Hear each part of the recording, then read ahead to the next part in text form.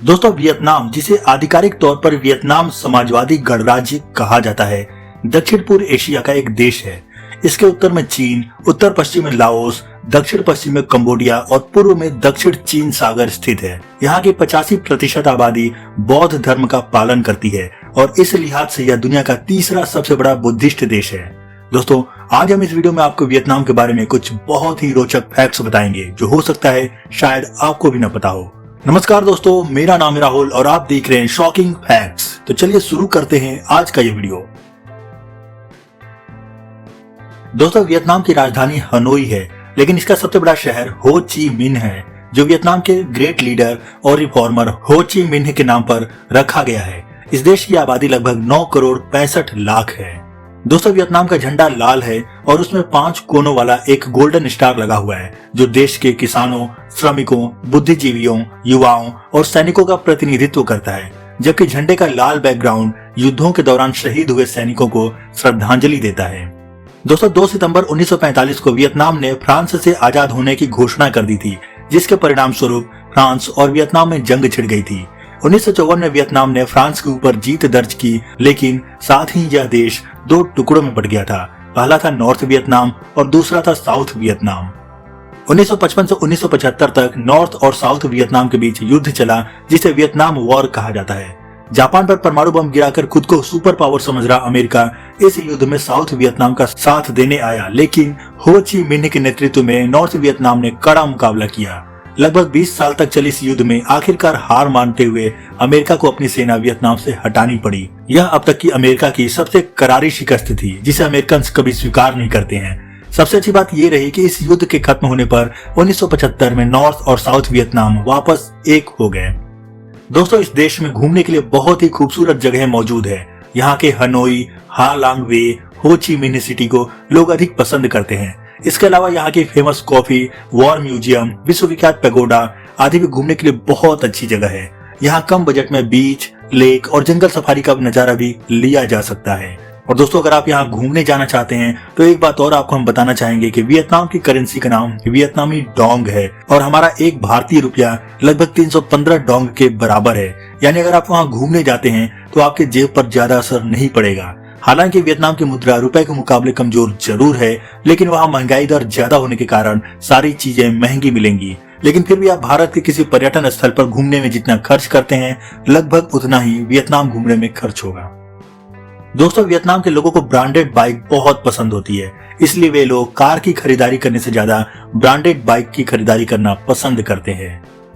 दोस्तों, भारतीयों की तरह वियतनामी लोग भी अपनी सभ्यता और संस्कृति को संजो कर रखते हैं। यही कारण है कि पारंपरिक वियतनामी संस्कृति मानवता, समुदाय, सद्भाव और परिवार के मूल मूल्यों के इर्द गिर्द घूमती है।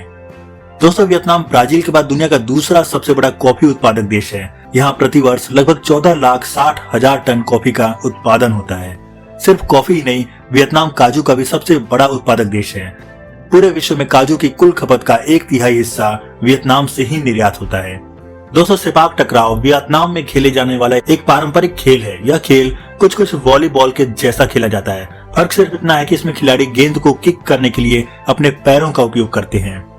दोस्तों, वियतनाम को कलाकृतियों का देश कहा जाता है। आपको जानकर हैरानी होगी, वियतनाम में 11वीं शताब्दी से कई अलग अलग तरह की कलाकृतियां बनाई जाती रही हैं और इन कलाकृतियों में सबसे अनोखी पानी की कठपुतली की कलाकृति को बनाया जाता है। दोस्तों, हर साल पूरे विश्व में नया साल 1 जनवरी को मनाया जाता है, लेकिन वियतनाम में नया साल जनवरी में नहीं बल्कि फरवरी के पहले सप्ताह में मनाया जाता है। इस सप्ताह को वियतनाम के लोग विशेष रूप से शोर शराबा करके मनाते हैं। उनका मानना है कि नए साल का स्वागत शोर शराबे और तेज आवाज से करने से बुरी आत्माएं देश से दूर रहती हैं और लोग दीर्घायु होते हैं। दोस्तों, दुनिया की सबसे विशाल गुफा वियतनाम में ही है। हांग सान दोंग नाम की ये गुफा दुनिया की सबसे बड़ी गुफा है। 9 किलोमीटर लंबी, 200 मीटर चौड़ी और 150 मीटर ऊंची इस गुफा की अपनी अलग ही दुनिया है। इसके अंदर छोटे से जंगल और पेड़ पौधों से लेकर बादल और नदी तक सब कुछ है। इसे the great wall of Vietnam भी कहा जाता है। दोस्तों, वियतनाम के लोग एक अजीब तरीके की शराब के बहुत शौकीन है। इस शराब को स्नेक वाइन कहा जाता है। इसे बनाने के लिए सांप, बिच्छू और चावल का प्रयोग किया जाता है। दोस्तों, स्नेक वाइन ही नहीं बल्कि वियतनाम वासी अंडे से बनी कॉफी को भी बड़े चाव से पीते हैं। इस कॉफी को बनाने के लिए इसमें अंडा डाला जाता है। इसमें कॉफी की ऊपरी परत अंडे से ढकी होती है। दोस्तों, इस देश के स्त्री पुरुष दोनों ही अत्यधिक मात्रा में स्मोकिंग करते हैं। एक रिपोर्ट के अनुसार वियतनाम दुनिया के टॉप 5 देशों में से एक है जहां अत्यधिक मात्रा में धूम्रपान किया जाता है। दोस्तों, सिर्फ भारत ही नहीं बल्कि वियतनाम में भी जानवरों की पूजा की जाती है। वहां अजगर, कछुए और घोड़े सहित कई ऐसे पशु हैं जो वियतनाम के सांस्कृतिक प्रतीक माने जाते हैं और वियतनामी लोग इनकी पूजा भी करते हैं। दोस्तों, अगर आप वियतनाम जाते हैं और वहां बा ना हिल्स पर बने गोल्डन ब्रिज पर नहीं जाते हैं तो समझिए कि आपका वियतनाम घूमना ही बेकार हो गया। दुनिया का सबसे बेमिसाल इंसानी स्ट्रक्चर्स में से एक इस ब्रिज का रंग सोने की तरह गोल्डन है और इसे थामे हुए विशाल हाथ इसे अलग ही लुक देते हैं। इसके अलावा वियतनाम का हा लांग बे भी घूमने के लिए एक बहुत ही खूबसूरत जगह है। यह यूनेस्को की विश्व धरोहर में शामिल है। दोस्तों, वियतनाम में हर साल लव मार्केट नामक एक कार्यक्रम का आयोजन होता है।